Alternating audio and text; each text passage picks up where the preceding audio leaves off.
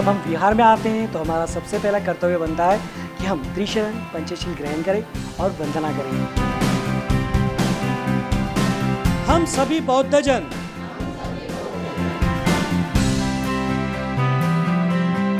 अपना विहार अपनी आवाज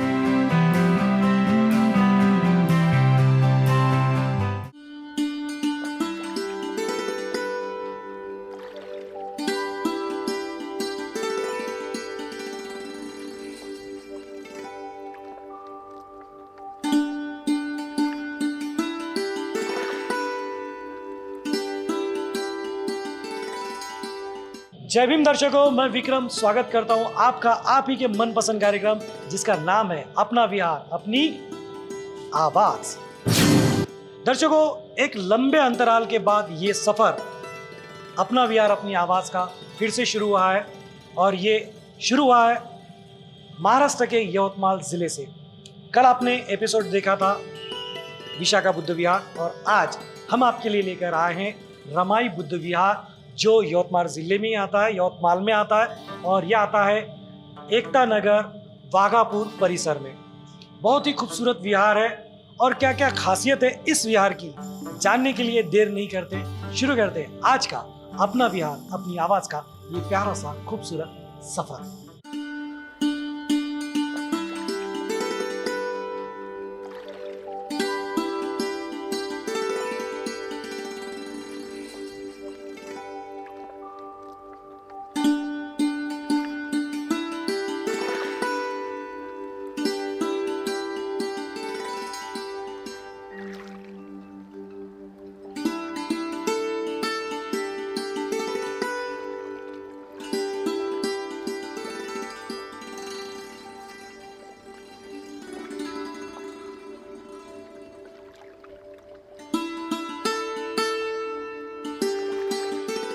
दर्शकों, वक्त है हमेशा की तरह सबसे पहले त्रिशरण पंचशील ग्रहण करने का।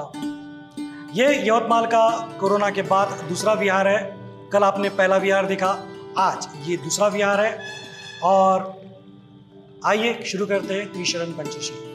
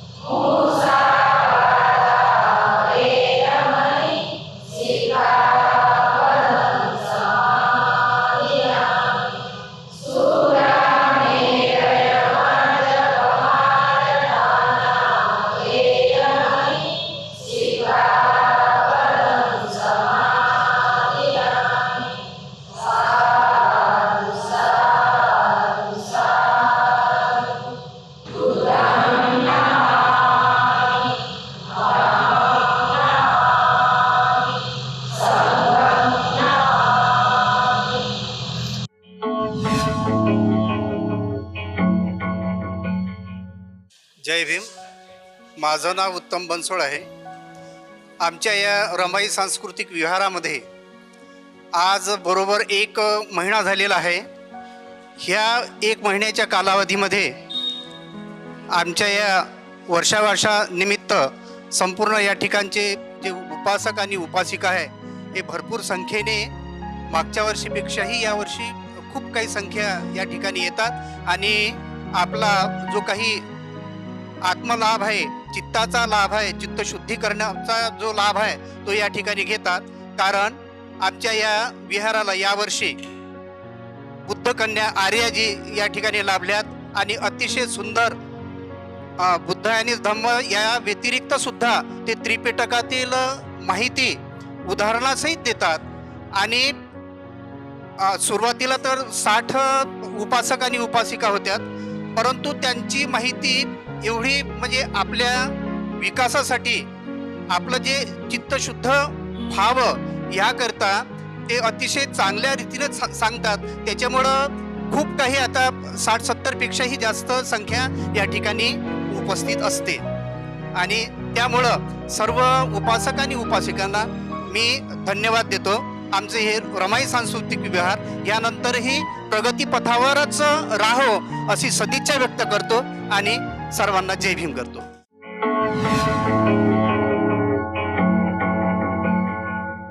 मी रामदास बनकर या हिमज्योती चॅरिटेबल ट्रस्टचा अध्यक्ष आहे आणि या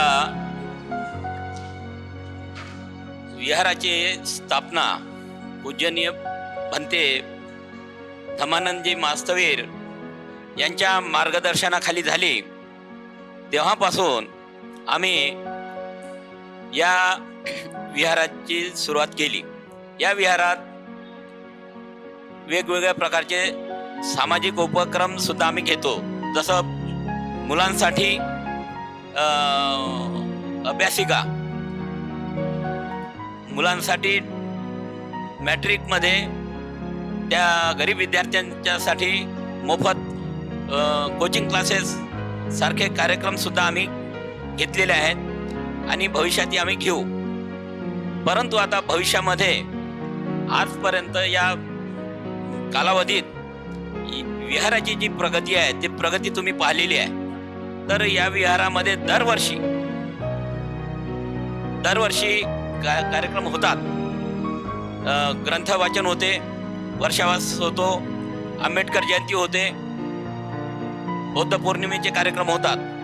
पण आता या विहाराला आणखी भविष्यामध्ये वाढवण्याच्या दृष्टीने आम्ही प्रयत्नशील आहोत आणि शासनाकडे आणि लोकप्रतिनिधीकडे आम्ही त्याचा पाठपुरावा करत आहोत आणि थोड्याच दिवसामध्ये या विहारासाठी शासनाकडून निधी मिळणे अपेक्षित आहे आणि हा निधी मिळाल्यानंतर या विहाराचं विस्तारीकरण आम्ही करणार आहोत. तसेच बाजूला आम्ही एक अभ्यासिका करणार आहोत आणि या पूर्ण विहाराचं जे ही 18,000 स्क्वेअर फूट जागा आहे तर या विहाराला पूर्ण भिंतीत सह सौंदर्यीकरण करण्याचा आमचा मानस आहे. धन्यवाद. जय भीम.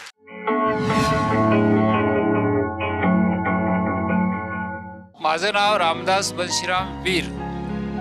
मी भीमज्योती चॅरिटेबल ट्रस्ट यांचं सचिव आहोत. या विहाराची स्थापना 1998 मध्ये आम्ही केलेली आहे. विहाराचा उद्देश होता धम्मप्रचार आणि प्रसार करायचा आणि आम्ही जवळपास 1998 पासनं सातत्यानं धम्माचं कार्य करत आहोत आणि विविध प्रोग्राम तेव्हापासून आम्ही इथे विहारामध्ये राबवत आहोत. त्याच्यामध्ये वर्षवास असतील, मोठमोठ्या भिक्षूंचं धम्मदेशना असेल, सामाजिक कार्यकर्ते असेल, लहान मुलांचं शिबिर असेल, महिलांसाठी शिबिर असेल, हे विविध कार्यक्रम आम्ही इथे राबवत असतो. धन्यवाद. दर्शकों, वक्त है अब एक छोटे से ब्रेक का. आप कहीं जाइए मत. ब्रेक के उस पार भी बहुत कुछ बाकी है जिसका इंतजार आपको रहता है. मिलते हैं ब्रेक के उस पार.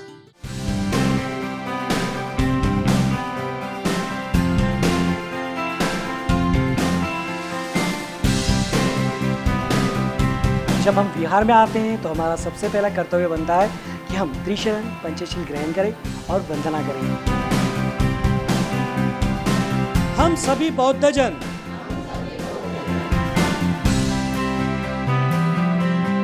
अपना विहार अपनी आवाज। ब्रेक के बाद एक बार फिर से आपका स्वागत है अपना विहार अपनी आवाज में। वक्त है इस वक्त एक प्यारी सी बोध कथा श्रवण करने का। तो आज भी हम आपके लिए लेकर आए ये वाली प्यारी सी बोध कथा।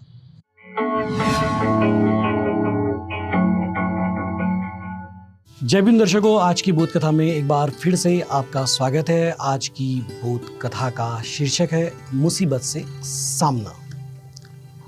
दर्शकों, बात एक जंगल की है जहां पर भैंसों का एक बड़ा झुंड रहता है और उसी झुंड में एक भैंसे का छोटा बच्चा भी रहता है, बछड़ा, पाड़ा जिसे कहा जाता है। वो अपने माता से पूछता है कि माँ मुझे बताओ कि ये जंगल में सबसे ज़्यादा डरना किसे चाहिए? तो वो कहती है शेर से, क्योंकि ये सबसे खूंखार होता है। तो वो बच्चा कहता है कि अब अगली बार जब भी कभी शेर आएगा तो मैं ये करूँगा कि मैं सबसे पहले भाग जाऊँगा। तो उसकी माँ कहती है बिल्कुल ये गलती नहीं करनी है। जब शेर आए तो तुम्हें भागना नहीं है बल्कि उसका सामना करना है। वो बच्चा आश्चर्यचकित हो जाता है, बोले माँ अगर मैं उसका सामना करूंगा तो मुझे मार देगा, मैं भागूंगा तो बचने का कुछ चांस तो होगा। तो माँ कहती है नहीं, अगर तुम भागोगे तो वो तुम्हें पीछे से पकड़ लेगा, तुम गिर जाओगे और अगर तुम गिर गए तो फिर उठ नहीं पाओगे। लेकिन अगर तुम उसकी बजाय, भागने की बजाय अगर उसका सामना करो, जब आपके सामने शेर आ जाए तो आप ये करें कि उसकी आंखों में आंखें डालकर देखें, अपने पैरों को बजाएं और उसकी आंखों में आंखें डालकर गुस्से से देखें। फिर भी वो नहीं डरता है तो थोड़ा हिम्मत कर आगे आएं और फिर भी नहीं होता है तो पूरी ताकत लगाकर उस पर अटैक कर दें। और जब आप ऐसा करते हो तो बाकी का जो झुंड है वो आपके साथ होगा और आपकी मदद जरूर करेगा। लेकिन अगर आप अकेले बचकर भागने का प्रयास करेंगे तो आपकी मदद कोई नहीं कर पाएगा। दर्शकों, हम सबकी जिंदगी में भी एक शेर है। वो शेर है समस्याएं, मुसीबतें, संकट। हम हमेशा इससे डर जाते हैं और इसका हल खोजने की बजाय हम इससे भागना चाहते हैं। जिम्मेदारियां भी इसे आप कह सकते हैं, इससे हम भागने की कोशिश करते हैं। बजाय इसके भागने के अगर हम उसका डटकर सामना करें, पूरी हिम्मत के साथ उससे टकरा जाए, तो अपने दोस्त, रिश्तेदार ये हमारी मदद कर सकते हैं। लेकिन अगर हम उससे भाग जाएं तो हम कायर कहलाएंगे और कुछ नहीं कर पाएंगे। तो कायर की जगह फाइटर बनिए और मुसीबतों को बता दीजिए कि आप का जो हौसला है वो उससे कई गुना बड़ा है। तो इसी संदेश के साथ आज की बोध कथा में बस इतना ही। तो दर्शकों, ये थी आज की बोध कथा। उम्मीद करते हैं ये बोध कथा आपको जरूर पसंद आई होगी। और अगर आपके पास भी इस तरह की कोई प्यारी सी बोध कथा है तो इस व्हाट्सएप नंबर पर हम तक पहुंचाइए। और जब आप हमें कोई कथा लिखकर भेजते हैं या कोई व्हाट्सएप की भी फॉरवर्ड करते हैं तो अपना नाम और पता जरूर लिखकर भेजें, ताकि जब उस कथा को हम हमारे इस कार्यक्रम का हिस्सा बनाएं तो आपका नाम जरूर लें। दर्शकों, सवाल जवाब का सिलसिला शुरू कर रहे हैं हम। देख सकते हैं आप इस विहार में नियमित रूप से कितने उपासक, उपासिकाएं, बालक, बालिका आते हैं, आप देख सकते हैं। ये बताता है कि विहार के प्रति कितना लगाव और जुड़ाव उपासक, उपासिकाओं का यहाँ पर है। अब देखना यह है कि हमारे सवालों की बौछार को कौन कौन झेल पाता है और वही बौछार हम पर जवाब के रूप में कौन लौटाता है। तो आइए शुरू करते हैं सवाल जवाब। क्या कहा, इनसे पूछ लूं तैयार है या नहीं? आप सब तैयार है? क्या बोला? नहीं है? है क्या? आप सब तैयार है? आवाज से नहीं लग रहा बोल रहे। वो अभी सुबह से बैठे हुए हैं यहाँ पे, इसलिए आवाज की बैटरी थोड़ी डाउन हो गई है। खैर, अभी चार्ज हो जाएगी।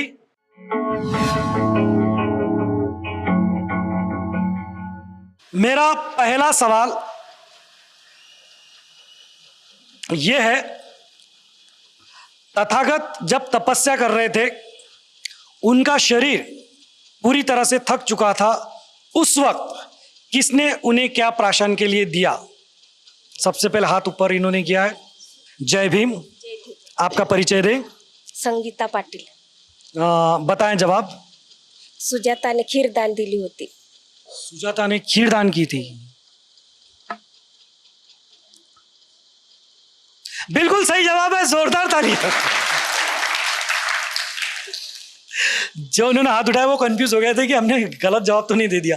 खैर कोई बात नहीं, बढ़ते हैं दूसरे सवाल की तरफ। बहुत आसान सवाल है, कोई कौन बनेगा करोड़पति वाले नहीं है, आसान से सवाल है। तैयार रहिए हाथ फास्ट में ऊपर करने के लिए। मेरा अगला सवाल है, महाकारुणिक तथागत भगवान गौतम बुद्ध, इनके सबसे प्रिय शिष्य का नाम क्या था? आ जाए साहब, उन्होंने हाथ वो देर से ऊपर कर सकते। हाथ बहुत सारे ऊपर हुए हैं, लेकिन जैसे पहला ऊपर पे थोड़ा सा आगे पीछे होता है। जय भीम सर। जय भीम। आपका परिचय दें। मेरा नाम देवराव गुजर। जी बताएं साहब, क्या जवाब है? उनके प्रिय शिष्य का नाम आनंद था। आनंद।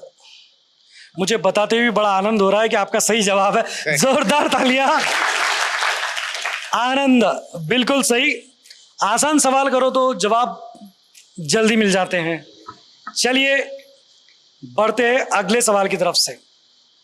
ये सवाल मैंने कल के वीआर में भी किया था, यहां पर भी वही सवाल कर रहा हूं। देखते हैं किन किन लोगों को उसका जवाब आता है। बाबा साहब को भारत रत्न पुरस्कार कौन से वर्ष में प्रदान किया गया था? वो सबसे पहले हाथ उन्होंने ऊपर उठाया। आ जाएं साहब। जय भीम। आपका परिचय दें। शंकर नामदेव भगत। जी बताएं क्या जवाब है? 1991। 1991 नहीं, गलत जवाब है। और कोई वो आ जाए साहब। इन्होंने तीनों बार हाथ ऊपर उठाया है, लेकिन इनको मौका मिला है। जय भीम सर। अपना परिचय दे। आप रुकिए सर। मैं एचएम दुबे। जी सर बताएं क्या जवाब है? 1999। 1999। नहीं नहीं नहीं नहीं, ये भी गलत जवाब हो गया। और कोई किसने हाथ ऊपर किया था? और चलिए मैं जवाब दे देता हूं, 1990 में मिला था। फिर भी इन सब के लिए जोरदार तालियां। कल के वीआर में भी 91 92 पे हुआ था, लेकिन 90 पे कोई नहीं आया था। 1990 में उन्हें वो पुरस्कार। बाकी आपकी जानकारी सही है, लेकिन 91 नहीं 90 है। चलिए सवाल जवाब लेने। और कल का एक सवाल मैं रिपीट कर देता हूं आज फिर से एक बार और। राज ऋषि शाहू महाराज, इन्हें राज ऋषि ये बहुमान कौन से वर्ष में प्रदान किया गया था? टिक टिक टिक टिक टिक टिक। चलिए जवाब मैं दे देता हूं, 1919 में ये सम्मान से उन्हें सम्मानित किया गया था। आप तालियां बजा सकते हैं। चलो दर्शकों, सवाल जवाब मैं यही अभी रोकता हूं और बढ़ते हैं अगले सेगमेंट की ओर। तो दर्शकों, सारे खिलाड़ी हमारे उपासक उपासिका इस वक्त खिलाड़ी के रूप में इस गेम के लिए हमारे साथ में मौजूद हैं। बुजुर्ग भी हैं, युवा भी हैं, हर उम्र के इस गेम में मौजूद हैं। ये वही गेम है जिस गेम का हर रात आप करते बेसब्री से, जिस गेम से आपको है ढेर सारा, जो गेम सबको लगता है, और जो गेम खेलने का हर रात आप देखते हैं, और उस गेम का नाम है भीम का। तो दर्शकों, ये हमारे आखिरी खिलाड़ी और वो पहले खिलाड़ी थे। इतना लंबा चौड़ा हमारा गेम का मैदान बना हुआ है। तो आइए, गेम कैसे, जो दर्शक पहली बार देख रहे हैं या बहुत दिनों बाद देख रहे हैं, भूल गए हैं, तो मैं उन्हें याद दिला दूं ये गेम के रूल्स क्या है और ये गेम कैसे। इन सभी को मेरी तरफ देखकर जय भीम जय भीम जय भीम जय भीम जय भीम जय भीम जय भीम कहना है।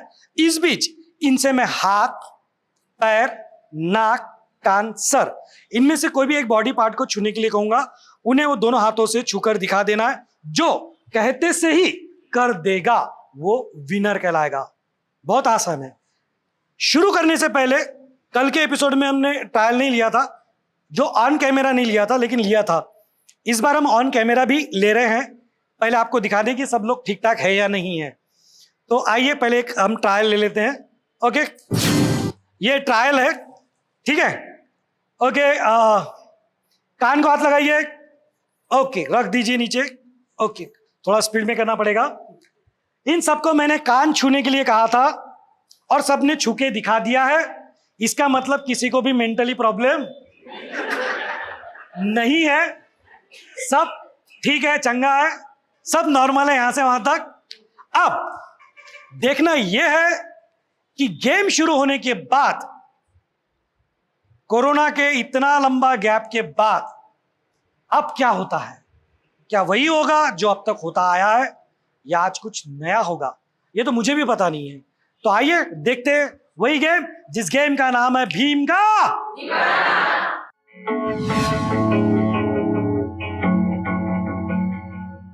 आप सबका समय शुरू होता है अब। पकड़िए हाथ, हाथ बोलो और सबने कान पकड़े।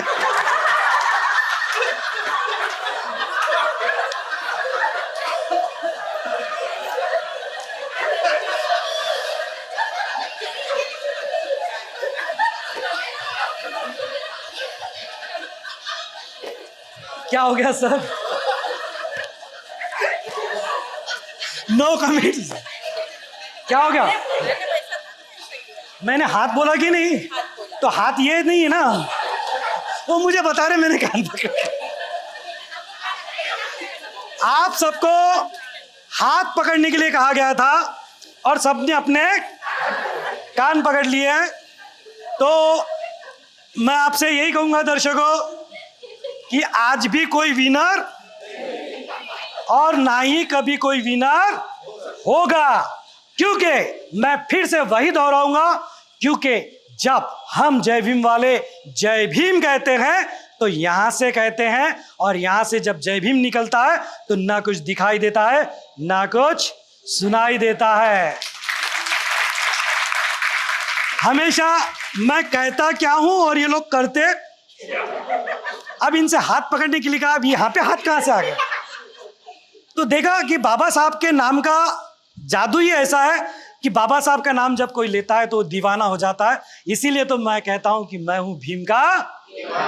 बढ़ते हैं आगे दर्शकों। अब बात है बच्चों के गेम की। ये वही गेम है जो बच्चों की एकाग्रता शक्ति को बढ़ाता है, और क्या पता क्या हो जाता है कि मेरी एकाग्रता कहीं भंग हो जाती है।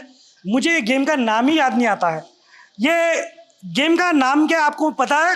नागपुर कानपुर, नागपुर कानपुर। अरे याद आ गया, मेरी याददाश्त आ गई, थैंक यू। अब ये गेम कैसे, ये तो मैं भूलता ही नहीं हूँ। देखा मेरा आवाज भी साथ नहीं देता है। ओके, करना क्या है, बड़ा आसान है। बस ऐसे करना है, फिर नीचे करना है, फिर ऐसे करना है, फिर नीचे करना है, और यही चीज इंस्टेंटली करनी है। हमारे बच्चे कैसे करते हैं आप भी देखिए और हम भी देखते हैं। शुरू करते हैं। नागपुर कानपुर। ओके, ऐसे क्रॉस, ओके, नीचे करो, फिर ऐसे करो, फिर नीचे करो। अब फास्ट करो, करो ऐसे, करो करो करो करो, फास्ट करो,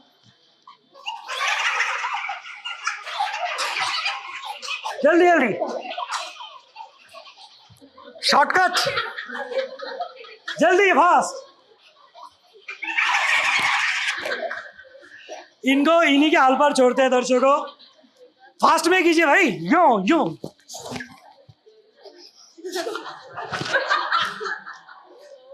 ओके, ये बंदे ने नागपुर को छोड़ा ही नहीं है, सिर्फ कानपुर घूम रहा है। ओके, तो दर्शकों ये यही रोकते हैं, बढ़ते हैं आगे। दर्शकों एक बार फिर से वक्त हो गया है छोटे से ब्रेक का, लेकिन ब्रेक पे जाने से पहले हमेशा की तरह एक सुविचार। और सुविचार मैंने सोचा कि पहले के जो सुविचार थे उसमें से एक सुविचार लेते हैं। मुझे हमेशा की तरह एक गीत की लाइन याद आ रही है, अपने लिए जिए तो क्या जिए ऐ दिल तू जी जमाने के लिए, जिस तरह हमारे बाबा साहब हम सबके लिए जिए। तो दर्शकों ब्रेक के उस पार फिर से मिलते हैं।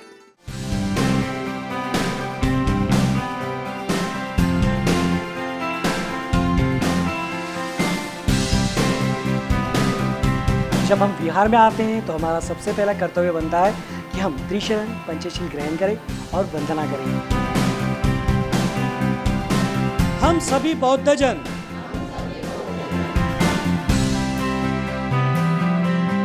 अपना विहार अपनी आवाज।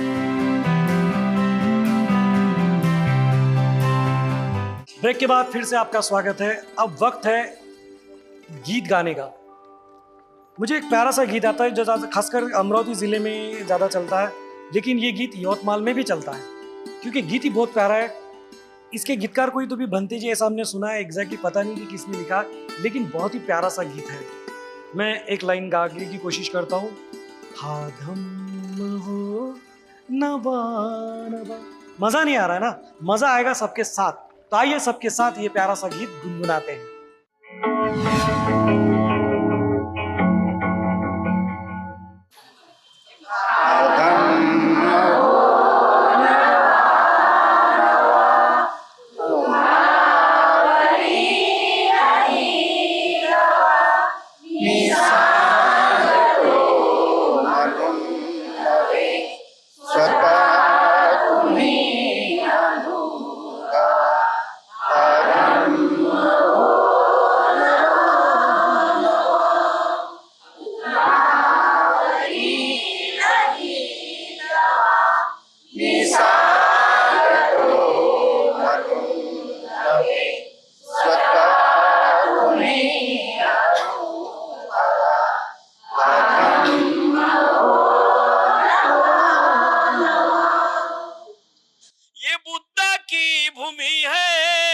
मानती है दुनिया सारी, देखो सारी जहां भर में,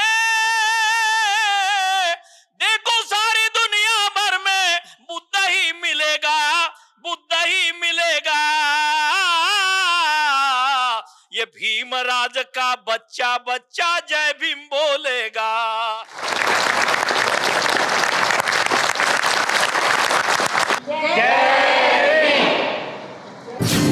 दर्शकों, आपको अगर लगता है कि आवाज़ इंडिया टीवी इसी तरह धम्म कार्य करता रहे, आगे बढ़ता रहे, तो आपको सिर्फ दो बातें करनी है। पहली, इसे नियमित तौर पर देखें, और दूसरा, इसे अपने घर पर होने वाले जन्म दिवस, शादी की सालगिरह, स्मृति दिन या अपने प्रतिष्ठान का कोई भी एक विज्ञापन कम से कम वर्ष में एक बार तो भी आवाज़ इंडिया टीवी पर जरूर दें।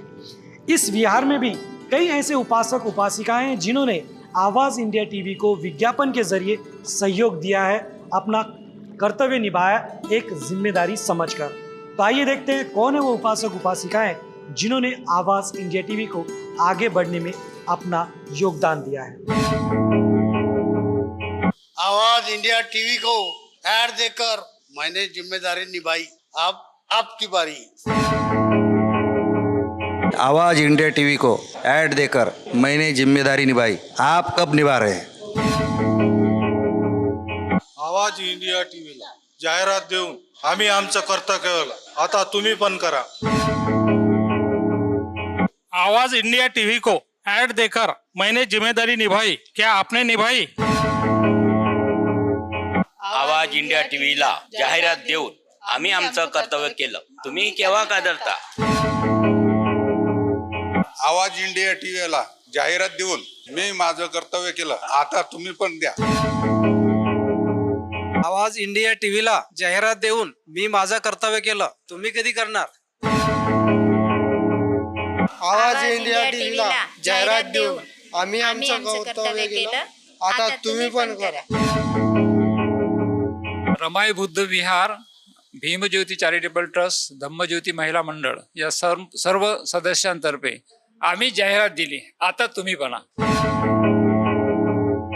आवाज इंडिया टीव्हीला जाहिरात देऊन आम्ही आमचं कर्तव्य केलं, आता तुम्ही पण करा। आवाज इंडिया टीवी को विज्ञापन देकर इन्होंने भी सहयोग दिया है, आप भी करिए क्योंकि अब आपकी बारी है। दर्शकों, वक्त आ गया वही शपथ लेने का जो हर विहार में हम लेते आए हैं। कल के विहार में हमने नहीं ली थी क्योंकि 2 साल की गैप हो गई थी, तो मेरे से दिमाग में से थोड़ा निकल गया, खैर माफ़ी चाहूँगा, लेकिन आज वो हमने उसको अभी कवर कर लिया है। अभी वो शपथ हम दोहरा रहे हैं फिर से। शपथ के लिए सभी इस तरह हाथ करें और मैं जो कहता हूँ मेरे साथ दोहराए। हम सब बाबा साहब के अनुयायी मिलकर ये शपथ लेते हैं, हम हर रविवार और छुट्टी के दिन परिसर के विहार में जाएंगे, वहां वंदना करेंगे, साथ ही धम्मदान करेंगे, साथ ही एक दूसरे के सुख और दुख में मिलकर सम्मिलित होंगे। आवाज इंडिया टीवी के माध्यम से हम सब ये शपथ लेते हैं। जय भीम। तो दर्शकों, ऐसा था ये रमाई बुद्ध विहार जो आता है एकता नगर वाघापुर यवतमाल में।